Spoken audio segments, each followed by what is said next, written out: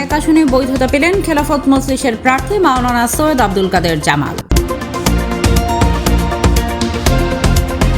আসন্ন জাতীয় সংসদ নির্বাচনে কুমিল্লা ১ দাউদকান্দি মেঘনা আসনে খেলাফত মজলিস মনোনীত প্রার্থী মাওলানা সৈয়দ আব্দুল কাদের জামালের মনোনয়নপত্র বৈধ ঘোষণা করা হয়েছে।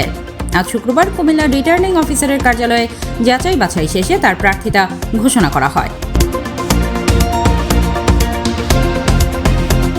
নির্বাচন কমিশন কর্তৃক বরাদ্দকৃত দেয়ালঘড়ি প্রতীক নিয়ে তিনি এই আসনে প্রতিদ্বন্দ্বিতা করবেন। মনোনয়নপত্র বৈধ ঘোষণার পর এক প্রতিক্রিয়ায় মাওলানা সৈয়দ আব্দুল কাদের জামাল সন্তোষ প্রকাশ করেন। আলহামদুলিল্লাহ, আপনাকে ধন্যবাদ। আমরা খেলাফত মজলিস কুমিল্লা ১ থেকে মনোনীত হয়ে আমরা কাগজপত্র দাখিল করেছি, নমিনেশন দাখিল করেছি।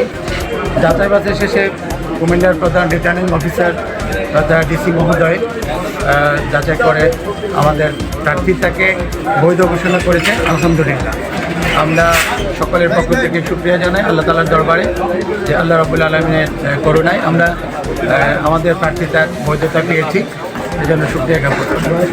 তিনি বলেন, ইনশাআল্লাহ এই বিজয় হবে গণমানুষের ও ইনসাফ প্রতিষ্ঠার। আমি দাউদকান্দি ও মেঘনাবাসীর অধিকার আদায়ে অঙ্গীকারবদ্ধ। দেশবাসীর কাছে দোয়া প্রার্থনা।